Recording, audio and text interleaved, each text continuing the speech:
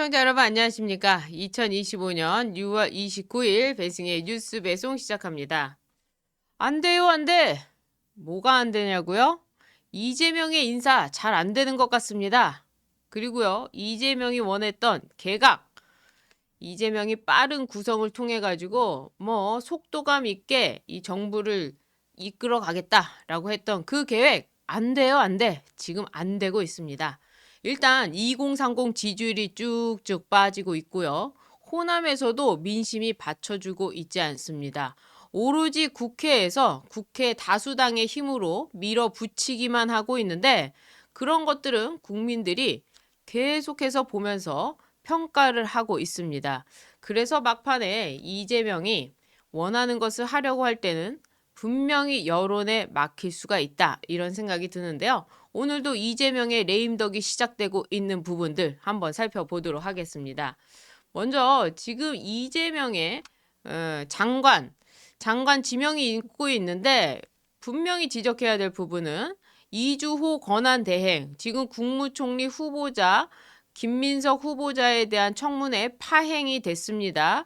국민의힘이 보이콧을 했기 때문에 아예 청문회 자체가 파행이 돼가지고 지금 완전 흐지부지 된 상태입니다. 그럼 누가 제청을 했느냐? 바로 이주호죠.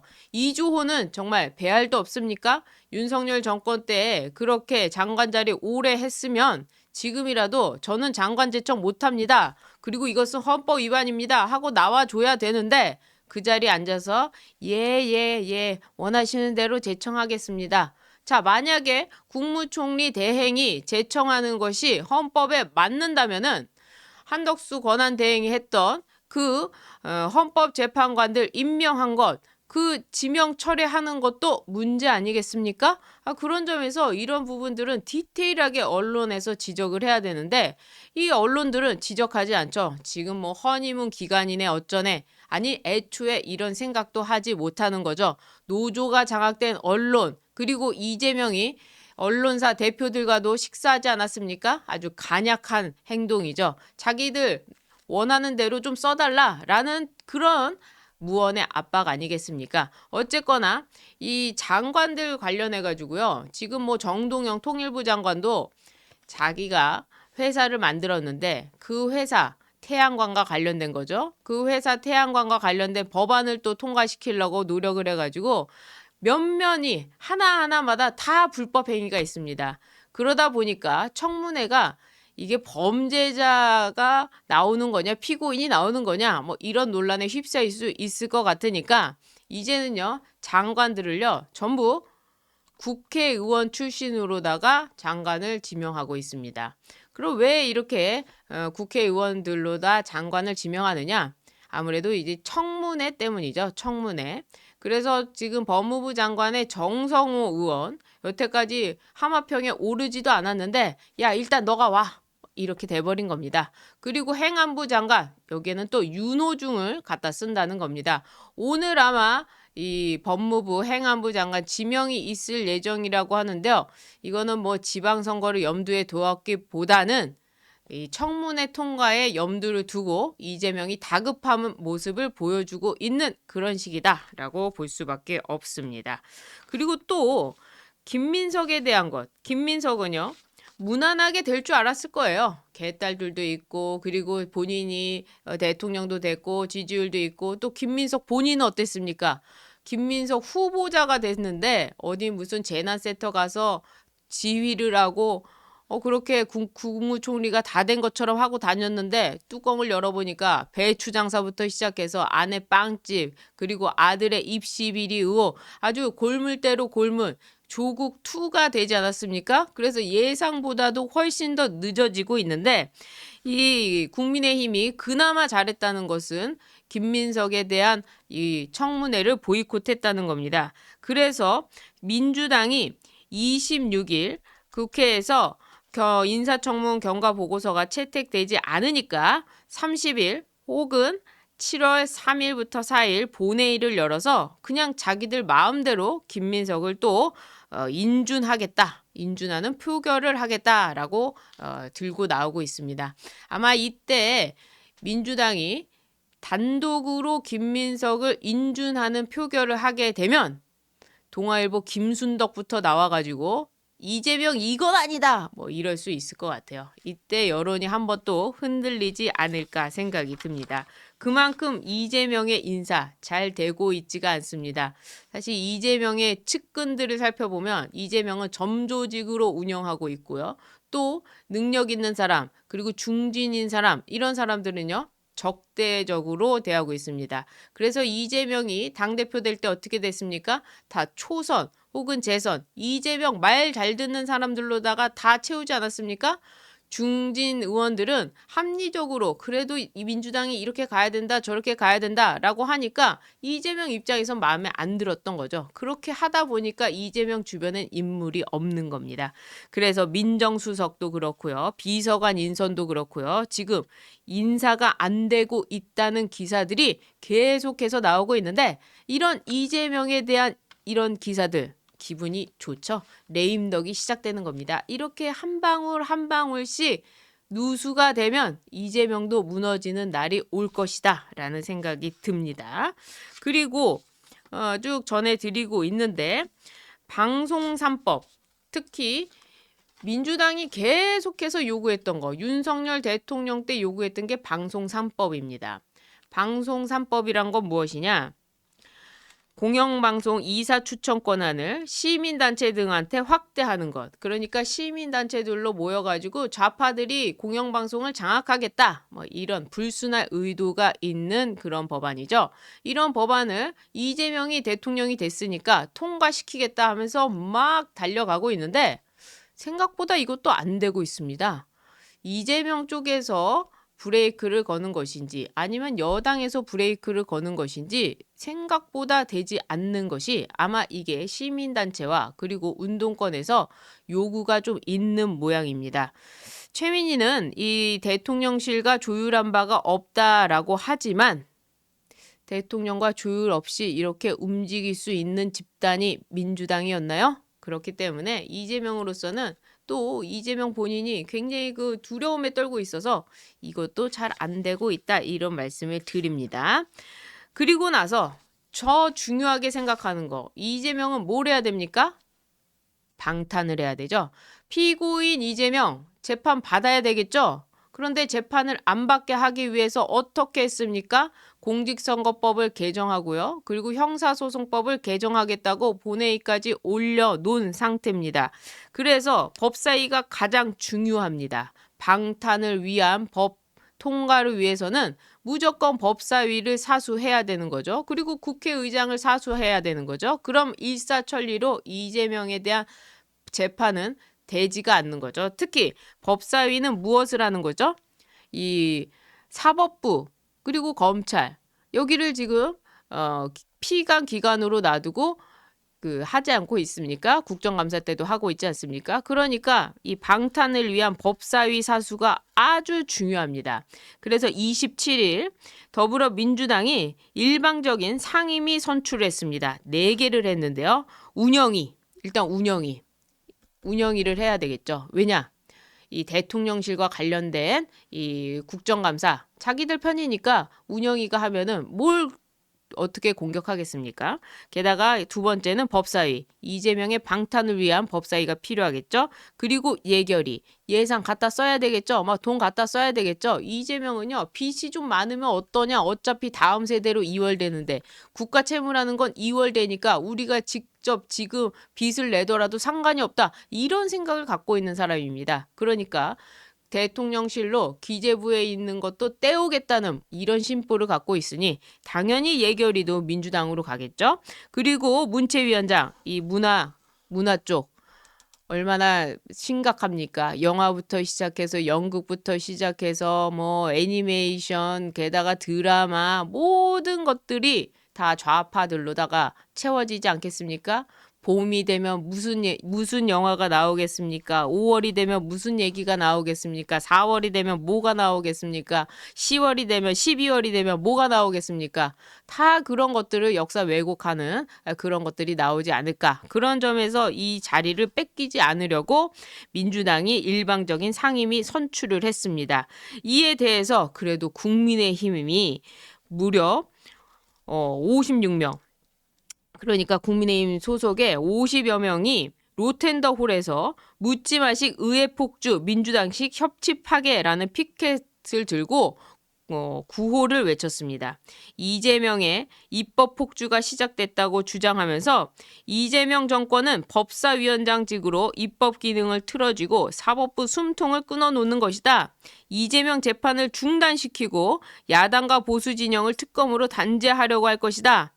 노란봉투법, 상법 개정안, 양곡법, 방송장악 사법 등 합의되지 않은 법안을 다음 주까지 모조리 철회하고 김민석의 인준을 강행하겠다고 하는데 지금까지 제2요구권과 107석으로 막아온 온갖 악법들이 쓰나미처럼 몰려올 것이다 라고 하면서 피켓을 들고 외쳤습니다. 그리고 나경원 의원은요, 한 발 더 나아가서 국회에서 철야 농성을 하고 있습니다. 지금 이 철야 농성을 하고 있는데 이런 나경원 의원을 향해서 또 민주당은 뭐라고 하고 있느냐? 웰빙 김밥 놓고 숙식 농성을 하고 있다. 바캉스인지 농성인지 모르겠다 하면서 나경원 의원을 비판하고 나섰는데요. 이거 정말 웃긴 얘기입니다. 이재명은 웰빙 단식, 녹색병원 기억나시죠? 그것이 단식이었는지 가짜 단식이었는지 아니면 간헐적 단식이었는지 영양제 투여였는지 모르겠습니다만 나경원 의원이 하고자 하는 이 국회 로텐더홀에서의 단식이라는 것은 철야 농성이라는 것은 단식을 하겠다는 게 아닙니다. 바로 이겁니다. 다수 여당 민주당은 왜 그토록 법사위원장 자리를 집착하는 것인가? 앞으로 모든 법안을 자신들의 뜻대로 일사천리로 통과시키겠다는 독재 선언과 다름이 없는 거 아니냐? 이재명은 5개 재판에 묶여 있고 이는 대한민국 헌정사상 초유의 사법 리스크 아니냐? 최근 상식에 맞지 않는 이유로 재판이 연기되고 있지만 대통령 직위가 판결에 의해 상실될 수 있다는 헌법 정신은 살아있는 것이다. 그래서 민주당이 바로 이 점을 두려워하는 것이다. 법사위를 장악해야만 재판이 불리하게 돌아갈 때 대법관 정원 등을 늘리는 사법 장악 법안을 신속하게 처리해 대통령 사법 리스크를 원천 봉쇄할 수 있기 때문이다 하면서 농성을 하고 있는 겁니다. 이 얼마나 처절한 농성입니까? 그런데 이것을 이렇게 비하하고 있는 겁니다. 피고인이 대통령이 돼서 재판이 중지되는 것, 이것은 막아야 되겠죠. 그래서 우리가 법사위원장을 사수해야 된다는 것이고 솔직히 조희대 대법관 진짜 연민도 생기지 않습니다. 이 사람 때문에 나라가 이 꼴이 됐기 때문에 이 사람 뭐 지금 내란 특검으로 수사받겠다고 하는데 많은 사람들이 네가 잘못했다. 네가 대한민국을 망쳤다. 이렇게 생각하고 있는 겁니다. 거기다가 김용태도 대통령 앞에서 젊은 비대위원장 털면 안 나올 것 같냐 이렇게 말했다고 지금 본인이 여기저기 다니면서 언론과 인터뷰에 얘기하고 있습니다. 김용태가 이런 얘기를 들었으면요. 바로 그 자리에서 나와가지고 지금 야당을 협박하는 거냐 야당 협치하자고 해놓고 뭐 하는 거냐 라고 하면서 그 카메라 앞에서 이재명한테 피고인 이재명 뭐 하는 겁니까? 이러고 나와야 그게 정말 젊은 정치 아닙니까? 그럼에도 불구하고 가만히 듣고 있다가 이제 나와가지고 하는 거. 이 사람도 연민도 생기지 않습니다. 그리고 야당으로서 역할을 해야죠. 나경원 의원이나 윤상현 의원처럼. 그리고 지금 로텐더홀에 모여서 50여 명의 국회의원들이 피켓을 두고 싸웠던 그 사람들과 함께하면서 야당으로서의 모습을 보여줘야지만이 진짜 야당이 되는 것이고 그게 오히려 젊은 정치고 그게 오히려 살아있는 정치가 아닐까 생각을 하는데 아직도 이 대통령 놀이 하듯이 비대위원장 이제 얼마 안 남았죠. 30일이면 끝나는데 여기저기 돌아다니면서 사고나 치고 있습니다. 심지어 이 지방 투어를 다닌다고 하니까 지방에 김용태를 사칭해가지고 숙박비를 갈취하는 일도 있다고 하는데 이런 짓을 왜 하는지 모르겠습니다. 게다가 오늘 또 하나 소개시켜 드릴 얘기는요. 이재명에 대한 소식인데 이재명의 대변인 이재명의 대장동 변호사 아실 겁니다. 김동아라는 변호사. 이 사람이 총선 때 어디로 지역구를 정할까 해가지고 김동아 살리기 위해서 엄청난 노력을 했죠. 그래서 서대문에 자리를 잡았습니다. 근데 이 사람이 어제요 페이스북에 이런 글을 올렸어요. 민주파출소 알림. 민주파출소 알림이라고 해가지고 뭘 알리겠다는 건가 하고 이걸 살펴보니까 이런 내용입니다. 바로 이겁니다. 모스탄 대사라는 정체불명의 자가 이재명에 대한 허위사실 공표하고 이를 퍼뜨리고 있습니다. 모든 증거 수집 중입니다. 법적 처벌과 금융치료를 받도록 강력히 대응하겠습니다. 이제 세상이 바뀐 것을 보여주겠습니다. 이렇게 나오고 있습니다. 도대체 이게 무슨 소린가? 그래서 저도 기사를 쭉 찾아봤어요. 그래서 김동아를 치면 이런 기사가 뭐 나오지를 않습니다. 그리고 모스탄이라는 사람을 쳐도 기사가 안 나옵니다. 그런데 도대체 민주파출소에서는 뭘 알리겠다는 건가? 하고 쭉 살펴보니까 이런 거더군요. 지금 이 모스탄이라는 사람 국제법과 인권법 분야의 전문가입니다. 일리노이 변호사협회, 미시간 서부지방법원 및 미국 대법원 변호사협회에 가입하고 미국 역사상 최초의 아시아계 미국인 대사로 재직하고 현재는 미국 역사상 두 번째 한국계 미국인 로스쿨 학장입니다. 이 사람이 지금 이 부정선거와 관련해 가지고 국제선거감시단 여기에 포함되어 있는데 이분이 그냥 뭐 있는 게 아니라 2017년에는 시카고 한인회의 올해의 한인상까지 수상받은 사람이 수상을 받은 바가 있고요. 그리고 2019년 4월 도널드 트럼프 대통령에 의해 국제형사사법대사 그 대사로 지명이 됐고 같은 해 11월 19일 연방상원 인준을 받았습니다. 그래서 국제형사사법대사로서 전쟁 범죄, 반인도적 범죄, 이런 국제 범죄에 대한 미국의 정책을 조언하는 임무를 수행하는 사람이고요. 또 북한의 반인도적 범죄와 인권 유린을 강하게 비판하면서 국제사회 관심을 촉구하던 사람인데 이 바이든 행정부 출범 이후에 직위를 떠났습니다. 지금은 뭘 하는지 알려져 있지가 않은 상황인데 이 사람이 이재명과 관련해서 이재명이 중학교와 고등학교를 진학하지 못했던 이유가 이게 소년공이 아니다. 어떤 범죄에 의해서 벌금을 받았다. 벌금과 실형을 선고된 사례가 있다라고 이야기를 한 겁니다. 그래서 많은 국민들은 도대체 무슨 소리냐? 이재명이 소년공이라고 하더니 그게 소년범이었느냐? 제가 이 민주파출소가 보고 있기 때문에 여기까지만 말씀드리면 여러분들 다 아실 거라고 생각을 하는데 바로 그겁니다. 그래서 이거와 관련해 가지고는 이 허위 사실과 가짜 뉴스로 판명이 나면서 일반 사람들이 법률적으로 처벌을 받은 적도 있다고 합니다. 어쨌거나 이런 상황인데 이게 뭐 사실인지 아닌지는 저는 알 수가 없습니다만은 소년공이 아니라 소년범이었다라는 식으로 지금 주장을 한 것을 김동아 이 민주당 의원이 오히려 이걸 들고 나옴으로써 알려지지도 않은 것을 더 알게 했습니다. 그래서 저도 찾아보게 됐습니다. 한번 여러분들도 모스탄이 무슨 얘기를 했는지 유튜브에 치면 나오니까 한번 들어보시길 바랍니다. 그래서 그게 사실인지 아닌지는 우리는 알 수가 없죠. 그러나 김동아가 저렇게 아니라고 하니까 아닌가 보다 하고 우리가 넘어가야 되는 것인지 아니면 우리가 판단을 받아봐야 되는 것인지 이런 정보 알려드리는 겁니다. 그런 점에서 이게 지금 또 논쟁이 되고 있다. 그래서 이재명의 이 대통령직 수행이라는 것이 모든 것을 감추고 가짜로 이렇게 이룩하는 것은 이제 진정성의 시대에 있어서는 맞지가 않는다. 언젠가 분명히 밝혀질 것이다. 라는 생각이 들면서 아무튼 민주파출소에서 허위사실 유포하는 이 모스탄이라는 사람 뭐 모든 증거 수집 중이라고 하니까요. 여러분들도 뭐 신고하시고 싶으면 신고하시면 되겠습니다. 그렇게 해서 찾다 보면은 우리가 예상하지 못한 내용이 나오지 않을까라는 생각도 들어보네요. 어쨌거나 이재명의 이 대통령직 수행이라는 것도 쉽지가 않습니다. 네.